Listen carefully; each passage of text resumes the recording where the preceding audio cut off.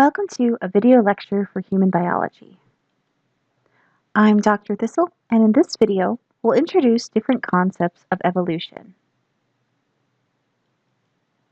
Before we get started, I'd like to remind you that the human attention span is no more than 18 minutes.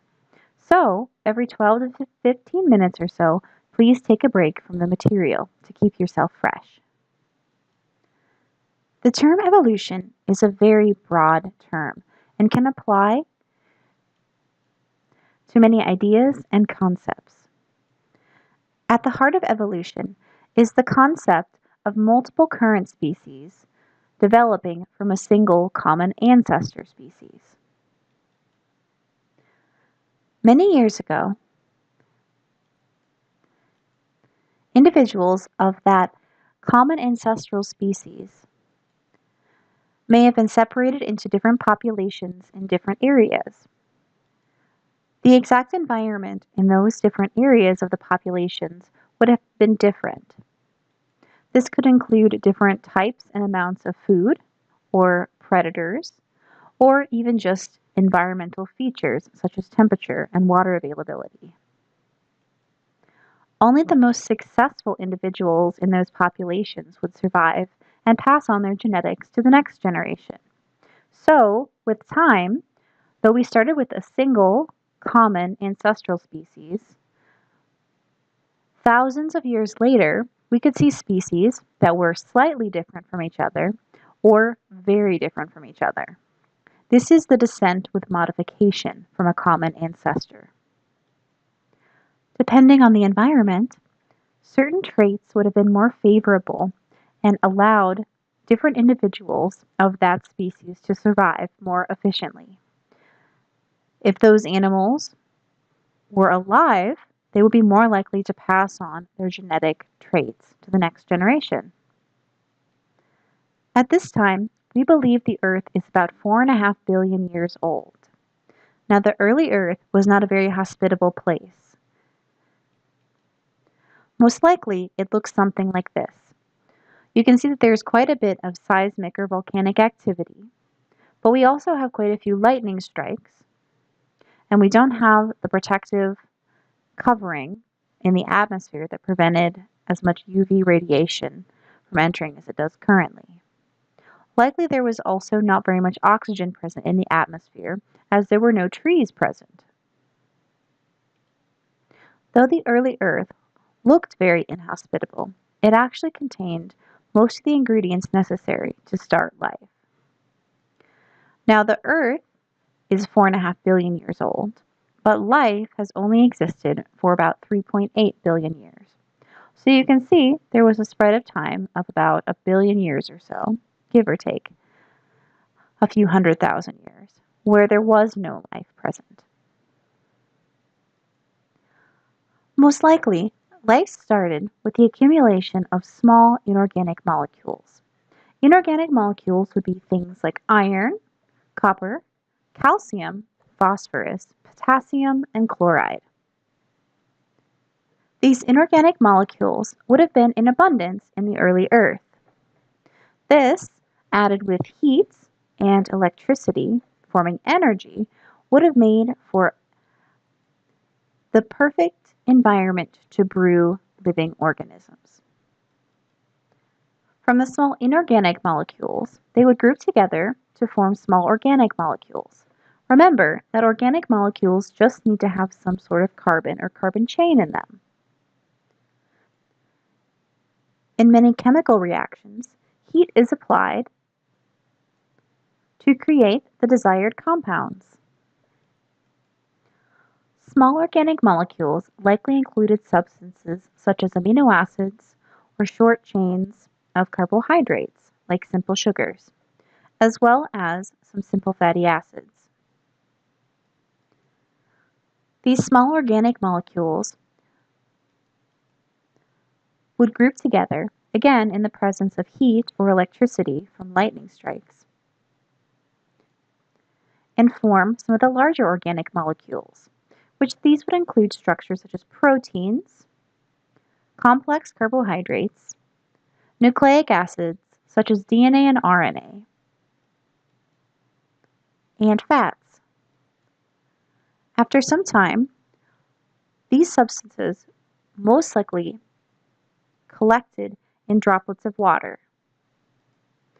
Fats, or phospholipids, often form bubbles when they are exposed to water.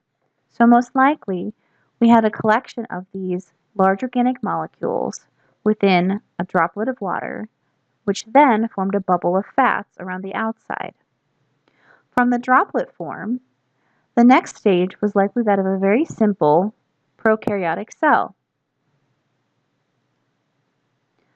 Remember that prokaryotic cells generally just have a cell membrane and lack organelles internally. So this would have been an easy step up from our droplets containing large organic molecules. From our simple prokaryotic cells, such as bacteria, we most likely had two prokaryotic cells that were working together in a symbiotic relationship, where a larger prokaryotic cell consumed or devoured a smaller prokaryotic cell that may have been able to produce energy. Additional smaller prokaryotic cells may have also been consumed by this larger prokaryotic cell, using it as a division of labor. Some organelles produce energy, some will break substances down, others will package different substances and products, until we finally developed our eukaryotic cell. From the eukaryotic cells, we could see colonization and combination to form larger organisms. So then we have multicellular organisms that are formed with a variety of different appearances and functions. Large multicellular eukaryotic organisms continue to change. Examples of this are fungi, animals, and plants. Populations of these organisms are still subject to evolution.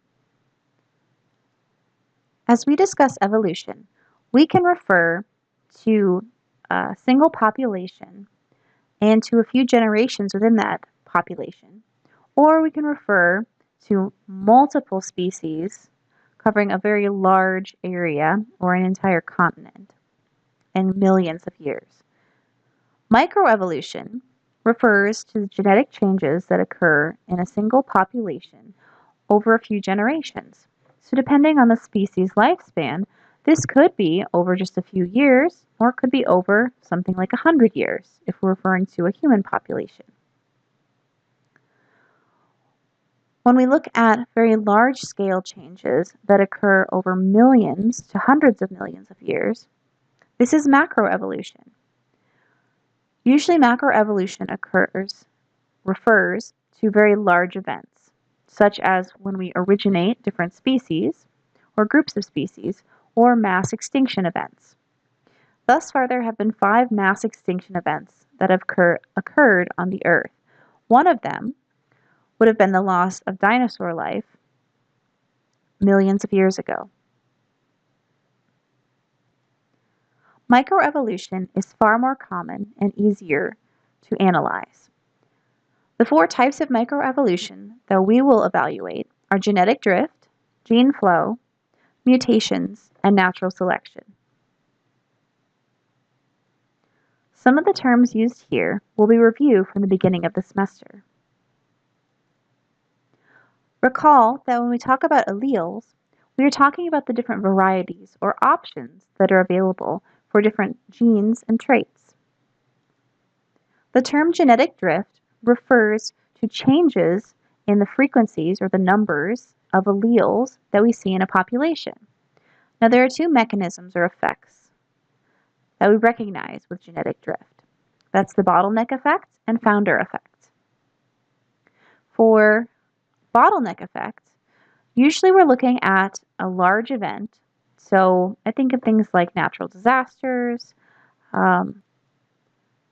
wars, or acts of aggression, leading to bottleneck effect.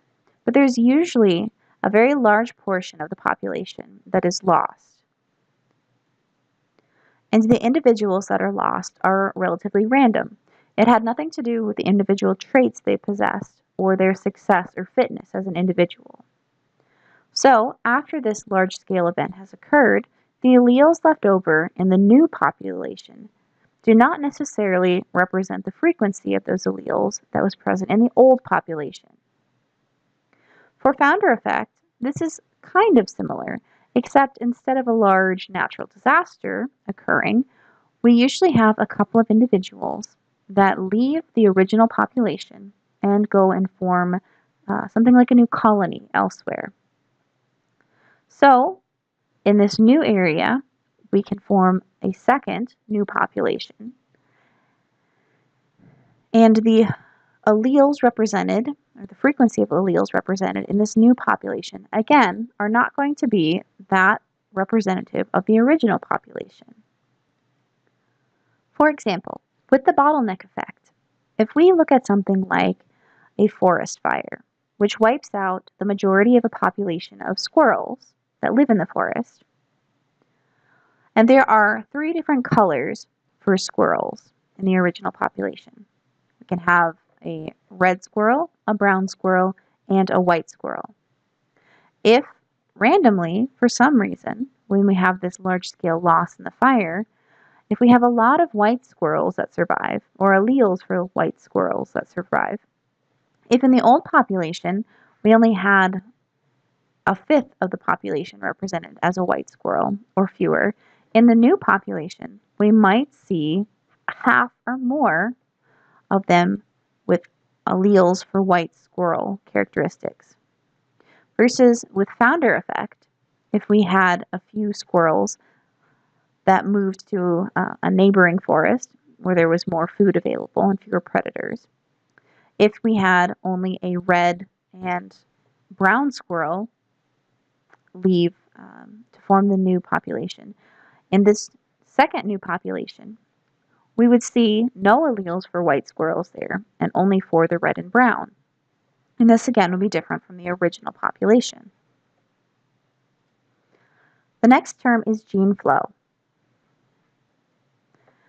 This refers to the movement of alleles or genes between 2 separate populations that occasionally will have interbreeding. So, if we think about migration patterns, during some times of the year, different populations of caribou will come in contact with each other, and we may see some reproduction occur between individuals of different herds. Some additional terms to be familiar with are the terms of species, speciation, and population. The term species refers to a group of organisms that can reproduce or interbreed naturally and produce offspring that are fertile or could produce their own offspring. The term speciation is similar to species, except this means that we are developing a new separate species. And the term population refers to a group of individuals of the same species that are located in the same location. So for example, if we are looking at DMACC West Campus as an example, we can talk about humans as one of the species that reside here, and the population of humans at the West Campus would include the students and the faculty that are here. If we're looking for another population living here, we could look at this transient Canada geese population. And those are the individuals that are Canada geese living in this location. Another way that microevolution is achieved is through mutations. These can sometimes be random changes that occur in the DNA. Oftentimes, new alleles will be produced, and sometimes these new alleles will produce traits that are more successful or more effective for those individuals. In some cases, depending on the genetic structure, the effects of these mutations may be visible immediately. This would occur with some types of bacteria which only have a single strand of RNA for their genetic makeup. Keep in mind that not all mutations are bad, and some can actually enhance survival of different species and individuals. The final instigator of microevolution is natural selection. The concept of natural selection was not recognized until the mid-1800s. The individual that is credited with developing this theory is Charles Darwin. According to Darwin and his essay on the origin of species, which he published in 1859, he stated that species are not specially created in unchanging forms, meaning that what we see for a Canada goose today has not always been that exact same form, that it has changed over time into different environmental selection pressures. He also added that the species as a whole that we see today are all descendants of different ancestral species, and that the majority of evolution will occur through natural selection. One key component of natural selection is that the traits are heritable, meaning there must be genetic ties to the trait that can be passed on to future generations. The idea also states that the more successful an individual is, the better at surviving an individual is, the more likely they are to have offspring, and not just offspring, but more offspring. So, if an animal, for instance, is better able to survive, find food, evade predators in a local environment, it is more likely to have more offspring in that environment, and those offspring are more likely to be successful than another organism's offspring. With time and the appropriate environmental pressures, we will start to see these more successful traits present in higher frequencies in more individuals of the population. This is evolutionary change. Now keep in mind that natural selection is all about selecting individuals that are more successful in that specific environment. So, natural selection can only work on traits that are already present in that individual. It can't really imagine new traits or come up with new traits. It has to work on what is already there. Also, just because an animal species is highly successful in a woodland doesn't mean that it would actually be very successful in a prairie or in a lake. These are compromises based on the local selection pressures. Depending on the survival strategy that species uses, there will also be compromises. One species may be very large and strong and able to protect itself or hunt effectively, but may be more slow than a different species, which prioritizes collection of food through grazing and then speed to get away from the predator species. Part of our current study of evolution relates to the organization of different species. Carlos Linnaeus is the scientist who developed the naming scheme for animal species. He developed binomial nomenclature, which is the two-word naming scheme for naming different species or organisms. With this, we have the genus, which is a slightly more broad category, followed by the species name, which is very specific for that species. So for humans, our species name is sapien, and the genus we belong to is Homo. So if we are talking about humans as a species, we would call them Homo sapiens. Now the appropriate way to write out the scientific name is by capitalizing the first letter of the genus, or the first word, and italicizing both words. The second word should start with a lowercase letter. Now, it's easier to express italics in type. So if you're writing out the scientific name of an animal or plant or whatever, you should write out the name, capitalize the first letter, and then underline both words. Carlos Linnaeus also developed the categorizing and classifying system for organisms. So with this, we have multiple categories, and we start with the broadest category and work our way down to the most specific. So the broadest category would be domain. Of this, we have 3 domains. We have eukarya, which refers to humans and animals, plants, fungi. But then we also have bacteria and archaea. If we want to get a little bit more specific, we would go to the kingdom level. So for instance, within the domain eukarya, we have the kingdoms of Animalia, fungi, and plants, and so on, until we get down to the species and genus level, which actually returns us back to our scientific name over here. With this textbook image, you can see that we start with the broadest category domain here, and if we are eventually trying to get down to a human, we would start with the domain eukarya, and humans belong to the kingdom Animalia. And then from there, we belong to the phylum Chordata, and then Vertebrata, the class of mammals, the order of primates, and the family of Hominidae, with our scientific name being Homo sapien. When exploring the evolutionary relationship of different species, scientists use phylogenetic trees. These are line diagrams that are branching and show the relationships in evolution between different species. This is a generic phylogenetic tree that I found, and this is comparing the evolutionary relationship between different members of the domain bacteria, archaea, and eukarya. So you can see if we start at the very bottom of our phylogenetic tree, we start from a single common ancestor here.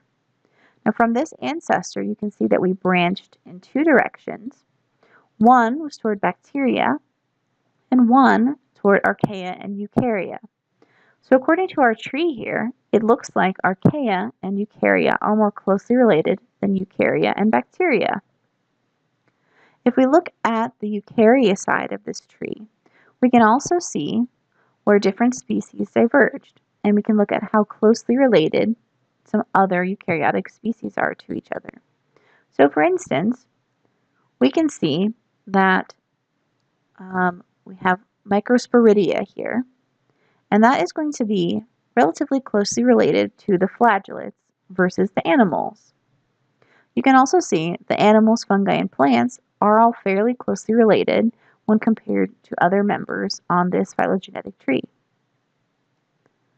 This is a very simplified phylogenetic tree comparing humans, frogs, and sharks. Based on the different traits that are present in the individuals, we can compare how closely they are related. So, in this tree, we're looking at the number of paired appendages that are present, the digits or fingers/toes, and then the presence of hair. So, whenever we have a divergence or that animal species does not have that trait, it's going to shoot off on a different branch. So, 2 paired appendages. All 3 of these species are going to have 2 paired appendages. However, only the frog and the human have digits or fingers and toes. If we're comparing our human and frog, only the human will have hair. So we can see the relationship here that a human is more closely related to a frog than a human is to a shark. Let's look at different groups of evidence that support evolution. We have multiple sources that support evolution. The first is the fossil record, but we can also look at the distributions of different animal species, or geographic distributions. And at this point in time, we can compare molecular biology data. So, how similar different species are at the cellular and molecular level. Also, we can use comparative anatomy and embryology to look at how similar or different species are during different times of their life. Fossils are the easiest and most recognizable evidence of evolution. So a fossil itself is going to be either an imprint or impression or part of an animal or plant or fungal species that once lived. We can compare fossils that have been identified with currently living species and identify differences and similarities between them. Though this is a useful tool, it is truly a biased sampling of past life. We can only compare to the species that are found or identified, and only the species that had substances in their body that were amenable to being fossilized. The process of fossilization usually occurs with the hard body parts. So, for those animals that had bones and teeth, it would include these, but also shells. Oftentimes, when these hard body parts were suspended in either liquid or sediment, they would collect the minerals from the water or sediment that was around them. We can partially determine how old different fossils are based on the level of sediment that they are in. Oftentimes, we have to wait for that sediment layer to be exposed and expose the fossils before we can find them, though. Here are a couple of nice examples of fossils. So with this fossil here, we can see that we have a fish. So a lot of the scales in the fish would have been hard structures. And then within the fins, bones, you can see especially with the jawbone here, those made very nice fossils. But with this fossil, you can see that we have a large predatory fish species consuming a smaller fish species. And then here we have an arachnid, a spider, that's been preserved in amber. Geographic distributions of different animal species also provide evidence of evolution. More likely, you'll find species that are related are going to be in the same geographic area than unrelated species would be. There is an entire group of biologists that study biogeography, which is the study of these geographic distributions. And different ways that we could see new distributions would be through dispersal, which is where we simply have different groups of organisms moving to a different area. Or we can see changes that occurred in the environment, such as changes in the landscape due to erosion or seismic events, like our tectonic plates colliding, or movement of a river if it's a particularly wet year and there is flooding and the river shifts its location, or different divisions that form, such as the division of the sides around the Grand Canyon. Comparative anatomy is also supportive of evolution. With comparative anatomy, we are comparing different body parts. We are comparing the same body parts between different species.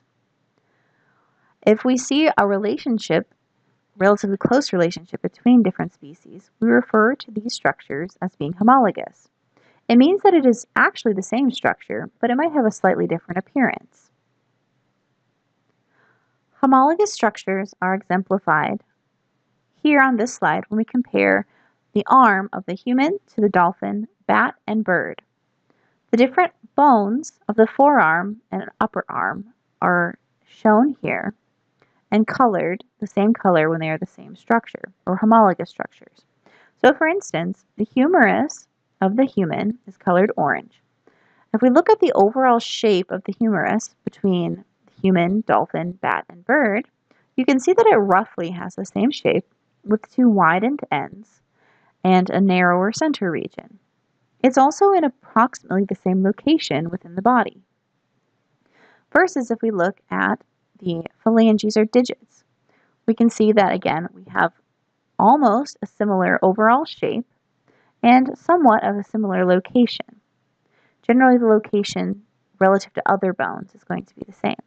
So we would call all of these homologous structures. We can also see convergent evolution with comparative anatomy. Convergent evolution is where we have two species or organisms that have developed structures that are very similar to each other due to a similar selection pressure. These structures that developed due to a similar pressure but are not similar in their actual origin are called analogous structures.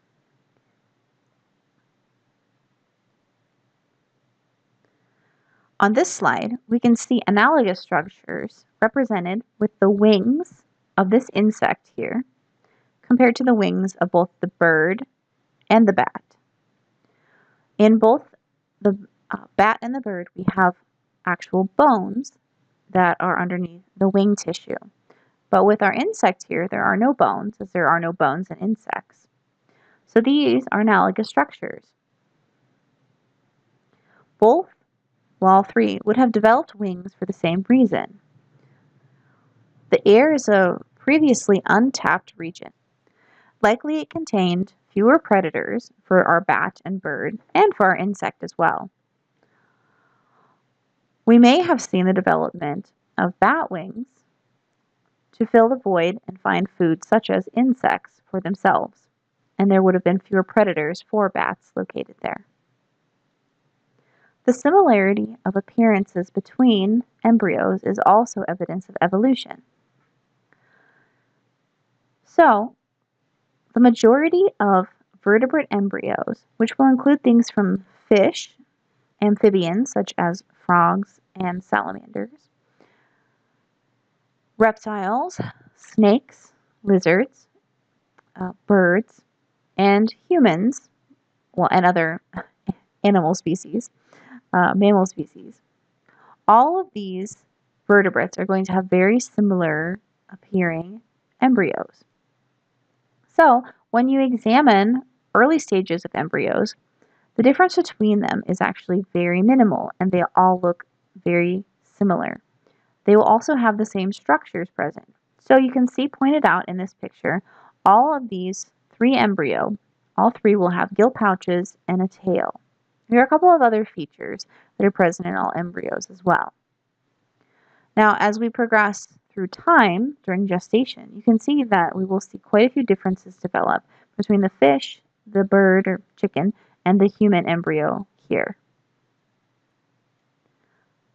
Though the end appearance is quite different between these three species, the beginning appearance is very similar, which indicates some sort of relationship that's relatively close between the three species listed here.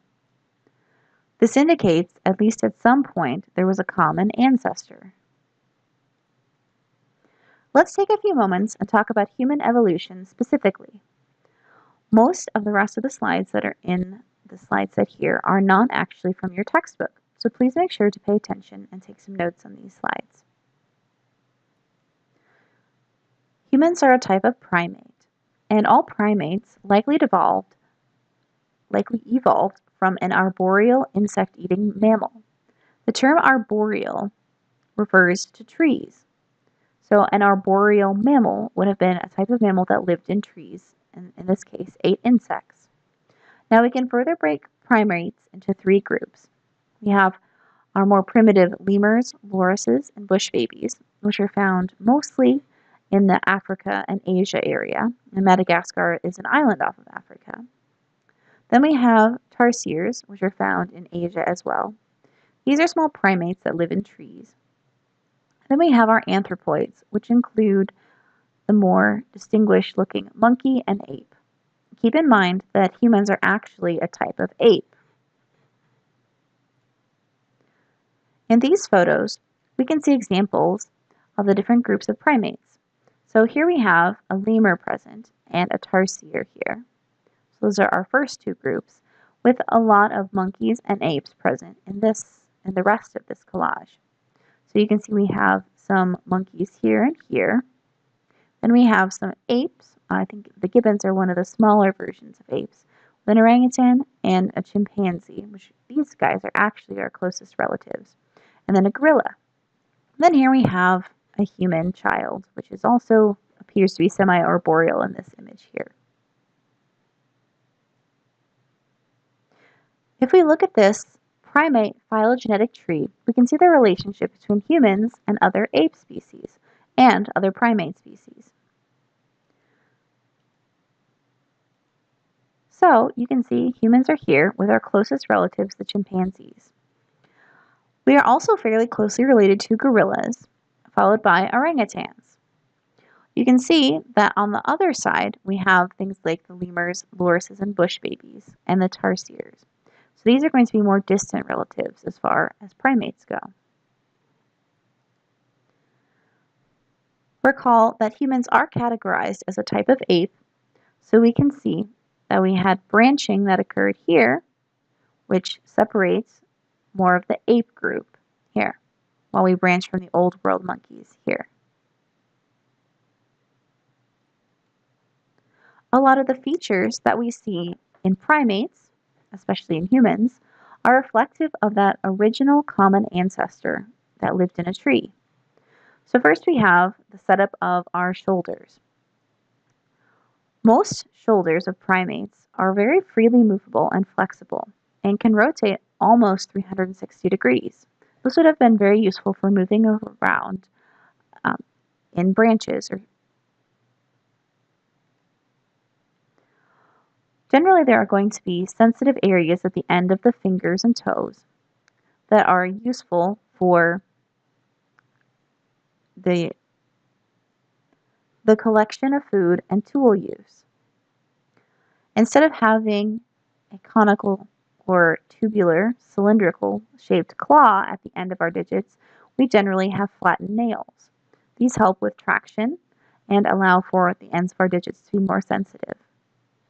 We are able to grasp objects and substances with our hands and our feet, and we have eyes located on the front of our face. In general, the size of the brain of primates is larger proportionally when compared to other species. And we have relatively small litter sizes, usually only one baby born per mother. Before jumping into human evolution, let's talk about some misconceptions or myths of human evolution. The first one is that humans developed from chimpanzees. This is just not accurate. Chimpanzees are one of our closest relatives. We did not develop from them. Rather, there was a common ancestor that both chimpanzees and humans both developed from around the same time period. Also, it's also sometimes thought that humans developed from one humanoid species to the next.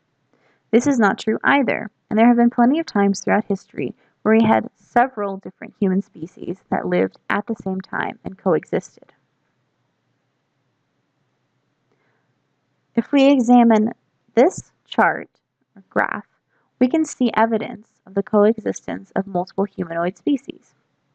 So, if we look at this time period here, and this is millions of years ago, you can see that about 3.5 to 2.5, 3.5 to 1.5 million years ago, we actually had about 3 or 4 different humanoid species that were all living at the same time. And if we look at our own species, Homo sapiens, here at the end, there was a brief period of time, less than 500,000 years ago, where we had Neanderthals and Homo sapiens living side by side. Likely they were living in mostly different regions, but still living at the same time and possibly interacting. A few humanoid species I'd like to refer you to, that we'll refer to later on in this lecture, are this Australopithecus africensis, Australopithecus afarensis, and then Homo habilis here. When we compare humans to chimpanzees, there are a few major differences between the two groups. Those differences are bipedalism, or walking upright on 2 legs, and having a larger brain size in humanoid creatures. Between these two things, which of them came first? In the 1900s, there was a hypothesis that the larger brain must have been first, and that we developed bipedalism as a result of having a larger brain.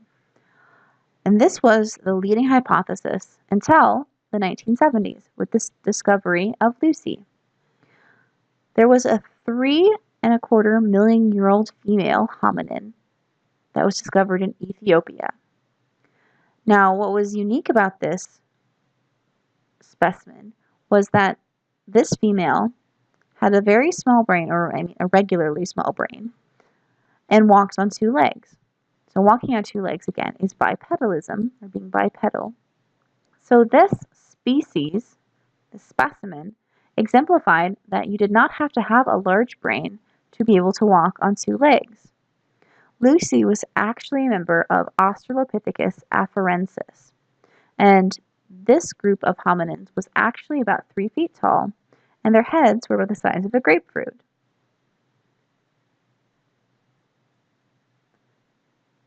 Another piece of evidence that supported this was identifying footprints within volcanic ash from about the same time period to just a bit older. Now, what's important about these footprints is because we have two sets of footprints here, one next to the other. This indicates that this individual is walking upright, and this is from a time before Lucy was even alive. According to the fossil record, larger brain size likely developed about 2.4 million years ago. This is exemplified in humanoid fossils that are found in East Africa. So, bipedalism was most likely around for a few million years before larger brains actually evolved. Now, we've also found different humanoid fossils that have kind of a middle-sized or intermediate-sized brain. So this was another type of Australopithecus. You recall that there were two indicated on that graph. Both species of Australopithecus were able to walk upright. From there, with our head the size of a grapefruit, we moved to Homo habilis, which had the medium-sized brain. Homo habilis would have exhibited both bipedalism and a slightly larger brain, at least, than Australopithecus. In addition to that, the intelligence of Homo habilis is indicated by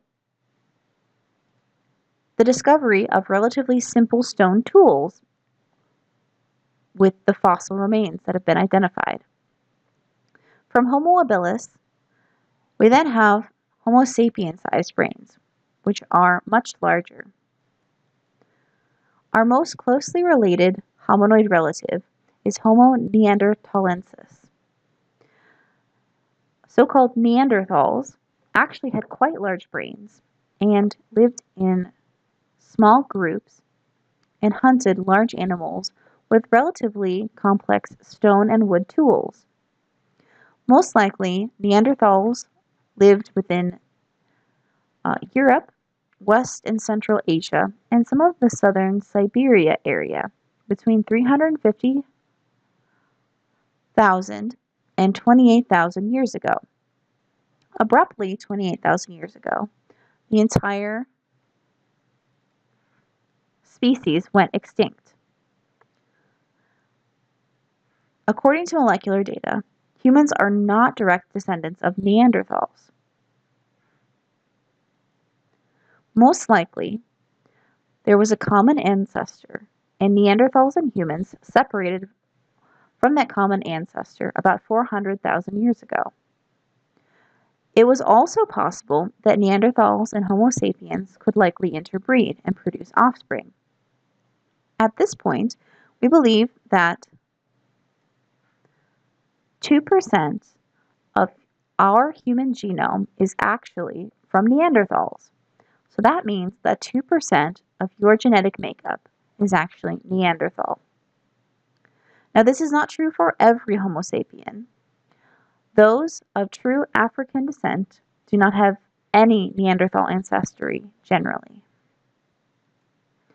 There are a lot of stereotypes about Neanderthals. Sometimes it's indicated that Neanderthals were unintelligent and could hardly communicate except for grunting. This is not accurate, as Neanderthals had brains that were as large as, or in some cases larger than, Homo sapien brains. Unfortunately, there is a possibility, a relatively good chance, that Neanderthals went suddenly extinct 28,000 years ago due to Homo sapiens and being hunted or profiled by the at that point, currently living Homo sapiens. As far as Homo sapiens, the oldest fossils of Homo sapiens have been discovered in Ethiopia, and these are between 160 and 195,000 years old. And according to molecular data, all currently living humans can trace their lineage back to a single Homo sapien line from Africa. Something special that we see that has developed with the human species is that concept of society. A lot of the traits of Homo sapiens have allowed for this development. Part of the reason for this is likely because the growth period for humans is actually quite a bit longer than for other animal species, as well as many other primates. With this, the offspring of Homo sapiens will generally stay with their parents for a lot longer period of time, often 18 years at least, to sometimes maybe more. During this time, this gives a lot of opportunity for the parents to pass on a lot of their culture to their offspring. And this is the social transmission of accumulated knowledge. It can include customs and beliefs, as well as art, and this can be passed over multiple generations. Also, different aspects of culture can be shared through language. Currently, we can utilize both spoken and written modes for sharing our culture. With this level of complexity, we can see evolution that occurs biologically, which is what we've mostly discussed in this lecture, as well as cultural evolution. Thank you for your attention during this video lecture. Please be sure to bring any questions you have to class with you.